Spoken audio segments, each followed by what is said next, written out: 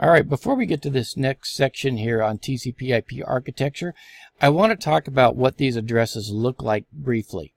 So I'm going to walk through this document. I know it doesn't make much sense just looking at it, but I'm going to talk you through it. First of all, an IP address looks something like this: 124.56.78.90. All I did was just go 1 through 0 and put the dots in the right place. All right. So we have 4 of these things here. 4 that can be anything from 0 to 255. Now, if I were to translate this to binary, it would look like this. I'd have 0, 1, 1, 1, 1, 1, 0, 0, and so on. You can see the rest of it. I'm not going to spell the whole thing out. This is the equivalent binary of 124, the equivalent to 56, the equivalent to 78, and the equivalent to 90. Now, if these were all zeros in any one of these, that would be a 0. If they were all 1s in any one of these, that would be a 255. So the highest that I can get for any one of these numbers is 255. Any one of these 4 digits can be anything from 255 or lower. And what they really represent is this long thing here. And that happens to be, by the way, 32 bits. There are 8 here and 8 times 4. All right, so we got 32 total bits in an IP address. Now, an IP address is actually made up of more than just the IP address. It's made up of an IP address plus a subnet mask. Well, what in the world is a subnet mask? I'm sure you've seen these things before. They might look something like this: 255.255.0.0. But maybe you didn't know what they mean or what they represent. Well, I'm going to explain that. Remember, if I had something like 255.255.0.0, what I'm really saying is that's 11111111. That's the 255. Another 255. And then 2 zeros, right? 255, 255, 0.0. Okay, so that would be a subnet mask. So what's the importance of the subnet mask? It turns out that the subnet mask tells us the network part of this address from the host part of the address.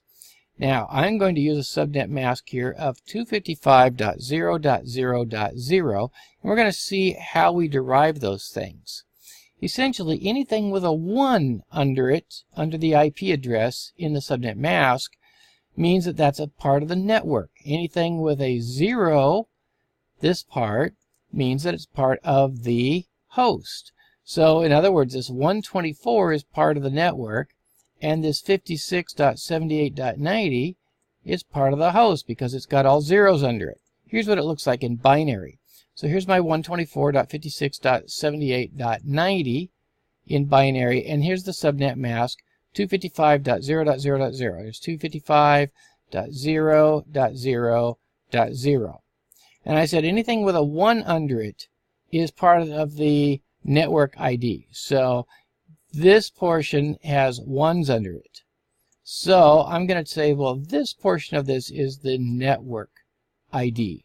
Now, I'm not going to pay attention to the rest because it's got zeros. So the network ID is the part of this address that has all 1s under it, or a 255 in the subnet mask. So the network ID here is 124. 124. This part has all zeros under it. So this part is all part of the host. So the host is this part, or 56.78.90. Now, I don't have to do all this to see it. I can very clearly see. In fact, let's try to align these a little bit better so that we can see them better. There we go. Let's move that one over a little bit too. Just make it look a little bit better. All right. So this has 255 under it, this 124, so that's network ID. These have zeros. I missed one. These have zeros, so that is host ID. Right? So you just look at this number and you say, well, which octets here, and these are called octets, by the way, because there's 8 of them. Which octets have a 255 under them? Well, that one does, and these don't. So this is the network part of this address, and this is the host part of the address. Fairly simple, right? Well, later on we're going to get into something called subnetting, where we start borrowing ones from the hosts, and you don't have to always have 255s here. You can have numbers other than 255. But for the simple case, we're going to assume all 255s. So if I had 255 here, for example, in this slot, then 124.56 would be the network ID, and 78.90 would be the host ID. Okay? So you just look for where the 255s are and say, well, that part is network ID, that part is host ID. All right, that's what I need to go through in order to understand this a little bit better.